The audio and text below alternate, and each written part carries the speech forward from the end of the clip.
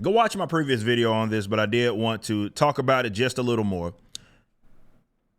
Half of the U.S. governors side with Texas in border dispute with Biden.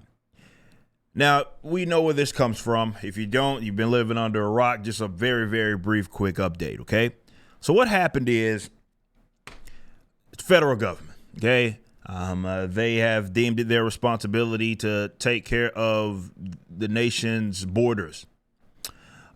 Texas, of course, feels like they are not doing that in a sufficient manner, and there's conflict there. So when Texas tries to deal with the problem themselves, you have the federal government who, again, has declared that they're the ones to deal with it. And even though they don't do their job, even though Texas is going to be responsible in the event that there's any sort of blowback or consequences to inaction or actions, they have an issue. And now you have these governors who are coming out and saying, yeah, they got it right. Now, my previous video, I mentioned why this is good.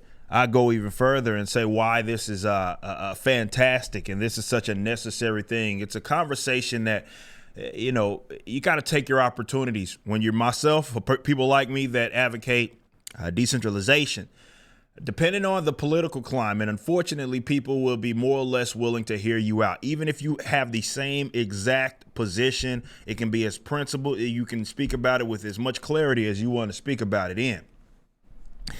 Doesn't matter. A lot of people cannot see beyond what's directly in front of them. So there has to be, for some people, a more catastrophic event. It has to be more in your face before people will even give it the time of day. So let's talk about the general concept that's being explored right now. And I think that's important. Think about this beyond borders and immigration, because it's not just that. It's such a blatant issue that people have, of course, definitely if you live in Texas like myself, that they've highlighted, they've focused on, that is something that is going to directly impact them, they feel.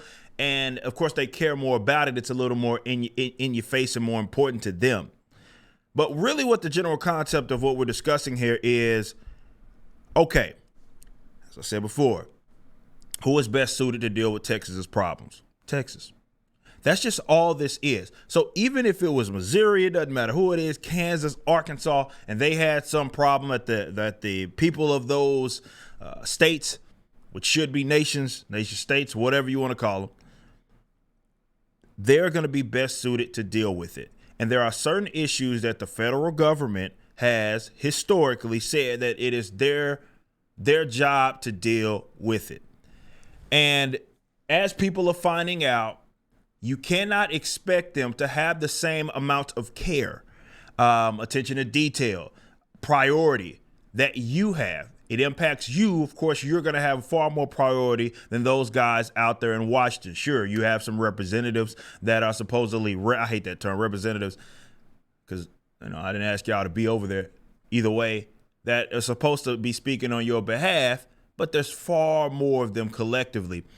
That again from these other spots, and you can't expect them to treat your individual area with the same amount of care and respect.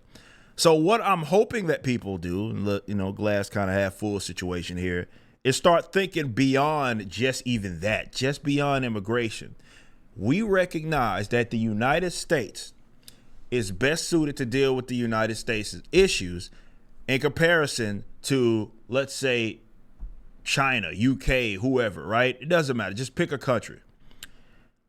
Let's actually universalize that position. Let's take it to its logical conclusion. We accept that that's true. All of you guys accept that that's true. That's a thing. Well, why not go to the states, right? And is Texas not more suited? And then you make the argument, well, even more in terms of locale. Make it even more. Yeah, let's do it. But I'm practical with this.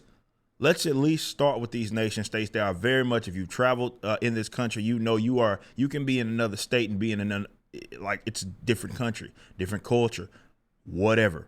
Okay. They don't get it. You don't get it. If you're from there, you might get it. If you're not, you might not. That's fine. You can trade with these people. You can have whatever agreements that you want to have. That's fine. There's nothing wrong with that.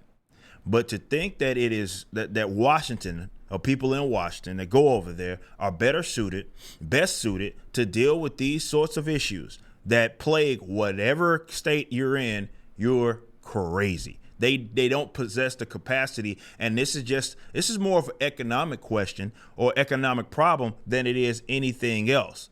Just look at this more through the lens of it's a study of human action. That's what actual economics is, right? And what's close to you and what impacts you, you're gonna prioritize that a lot more than you would something that is more, let's say, external. Maybe it's more of out of sight, out of mind. There's nothing wrong with that. It's not selfish. It's not anything like that. It's just how humans act, and rightfully so. Texas is best suited to deal with Texas problems. That's all I'm saying.